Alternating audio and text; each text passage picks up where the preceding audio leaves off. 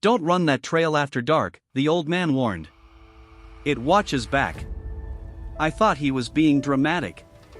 Creepy old folks in small towns love their legends. I was just visiting my cousin for a few weeks in rural Oregon, trying to reset after a bad breakup. Morning jogs helped me clear my head, but I craved more of a challenge.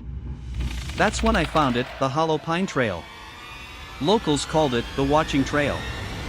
It curved deep through thick forest, past a crumbling fence and a series of rusted mile markers. No lights. No signs. Just endless trees. I asked my cousin, Dave, about it. People say it's cursed. Disappearances, weird shadows, figures watching from the trees, he shrugged. Probably just wildlife, but hey, do your thing. So I did. Day 1. It was late afternoon when I first ran it. The sun was still up, though dipping low. The trail was silent. Too silent. My footsteps echoed unnaturally loud. At the 2-mile mark, I saw a wooden sign nailed to a tree. If it follows, don't stop. I thought it was a joke, one of those trail runner memes. But then I noticed claw marks gouged into the bark around it. 4 vertical slashes, deep and uneven. I kept running. That night, I had a strange dream. I was on the trail again, but I wasn't alone. Something was pacing beside me in the trees. It never showed its face, just the soft crunch of leaves, always just out of sight. Day 2. This time, I went earlier, just in case. About a mile in, I passed another sign. This one said, "If it whispers, don't answer." The trail narrowed. Tree branches closed in like bony fingers. I slowed to a walk.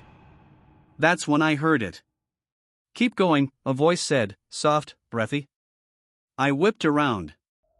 No one. "Run faster," it hissed from the other side. I bolted. Sprinting blindly. The trees blurred. The whispers didn't stop. When I finally broke into the clearing at the end, my chest was heaving. I didn't turn back until I was safe on the main road. I couldn't sleep.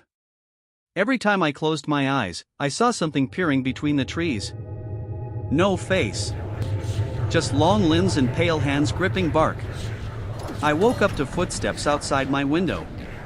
But when I checked, there was nothing. Day 3, the warning. I wasn't going to run that day. But when I went to throw away trash, I noticed something stuffed in our mailbox. A Polaroid. It was me, on the trail. Running. Taken from the tree line. There was a note taped to it. "The trail never forgets who enters." I lost it. Showed Dave. He thought it was a prank, maybe by one of the neighborhood kids. I wasn't so sure. Day 4, final run. I told myself I'd run it one last time. Just to prove it wasn't real. To take back control. I went during the day, but the sun vanished quickly under the thick canopy. Everything felt off. The silence was heavier. The air colder. The first sign was gone. The second was now scratched over, deep gouges made it unreadable. I kept going. Mile 3, I started seeing them. Eyes. Not glowing. Not animal. Just human-looking eyes. Pairs of them, high in the trees, unmoving. Then came the footsteps. Behind me. Matching my pace. I stopped. The footsteps did not. I turned. Nothing. I picked up speed. My lungs burned. The whispers returned, louder now, like multiple voices overlapping. "Stay, stay, stay." Mile 4, there was a third sign. Covered in dried blood. "If it catches you, you'll never leave." Branches scraped my arms. Something grabbed my ankle. I kicked free and ran. The forest changed. The path twisted, doubled back. I should have reached the end by now, but the trail stretched on and on. I started crying. Screaming. No answer. The clearing that wasn't. Finally, I saw light ahead. The clearing. I ran into it. And froze. It wasn't the end. It was the same clearing. But now, there were others. Runners. Just like me. Standing silently. Their skin was pale. Their mouths stitched shut. Eyes black and empty. One of them looked exactly like me. It smiled. The trees behind me closed in. I turned, no way out. Everything went black.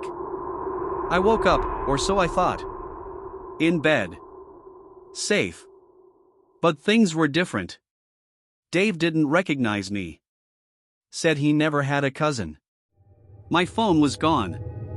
No photos. No contacts. The trail isn't on any map anymore. And at night, I see her. The me from the clearing.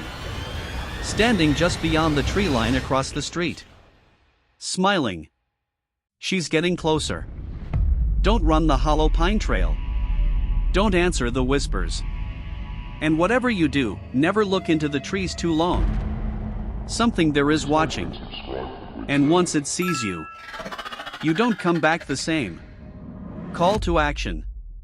If you've ever experienced something weird while jogging, strange sounds, figures in the woods, trails that don't end, drop your story in the comments. And if you enjoyed this terrifying tale, check out our other videos on cursed places and haunted trails. Subscribe to Horror Vault, where fear finds you.